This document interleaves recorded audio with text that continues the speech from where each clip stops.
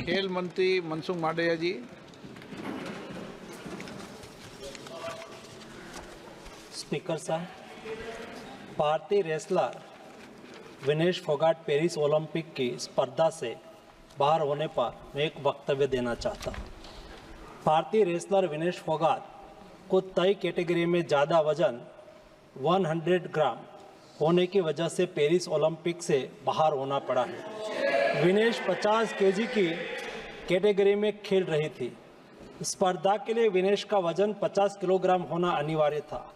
UWW के नियमों और विनियमों के अनुसार सभी प्रतियोगिताओं के लिए संबंधित श्रेणी के लिए प्रत्येक सुबह वजन माप का आयोजन किया जाता है। अनुच्छेद 11 के अनुसार यदि कोई एथलीट वजन माप प्रथम अथवा द्वितीय में भाग नहीं लेता है अथवा असफल हो जाता है तो उसे प्रतियोगिता से बाहर कर दिया जाता है और बिना किसी रैंक के अंतिम स्थान पर रखा जाता है। 7 अगस्त 2024 को 50 किलोग्राम महिला कुश्ती के लिए वजन का निर्धारण 7:15 और 7:30 पेरिस समय के अनुसार रेपोचेज और फाइनल में भाग लेने वाले पहलवानों के लिए किया गया था। विनेश का वजन 50 किलो 100 ग्राम पाया गया, इसलिए वे स्पर्धा के लिए अयोग्य घोषित की गई। इस मामले को लेकर भारतीय ओलंपिक संघ ने अंतर्राष्ट्रीय कुश्ती संघ से कड़ा विरोध भी दर्ज किया है। नेशनल भारतीय ओलंपिक संघ की अध्यक्षा पीटी उषा भी अभी पेरिस में है। प्रधानमंत्री जी ने स्वयं उसके साथ बातचीत करके उचित कार्यवाही करने के लिए, उचित एक्शन लेने के लिए भी उसको कहा गया है।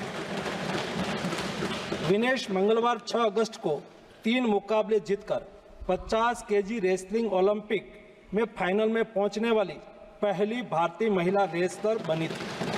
सेमीफाइनल में उन्होंने क्यूबा की पहलवान गुजमान लोपेजी को, क्वार्टर फाइनल में यूक्रेन की ओक्साना लिवाच और प्री क्वार्टर फाइनल में वर्ल्ड चैंपियन जापान की यूई सुसाकी को 3-2 से मात दी थी।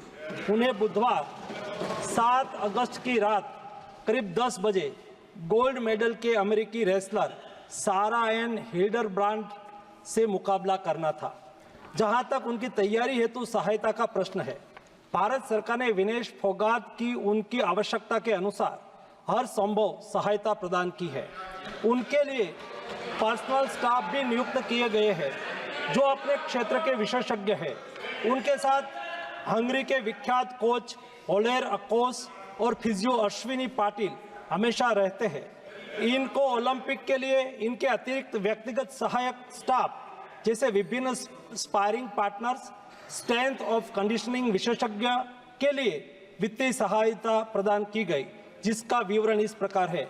ओलेर अकोच कोच के रूप में उसके साथ थे, वैन पैट्रिक लॉम्बार्ड स्ट्रेंथ और कंडीशनिंग विशेषज्ञ, अश्विनी जीवन पाटिल फिजियोथेरापिस्ट, मयंक सिंह गरिया स्ट्रेंथ और कंडीशनिंग विशेषज्ञ, शुभम और अरविंद स्पारिंग पार्टनर। इनको पेरिस ओलंपिक चक्र के लिए कुल 70,45,775 की वित्तीय सहायता दी गई है, जिसका विवरण इस प्रकार है।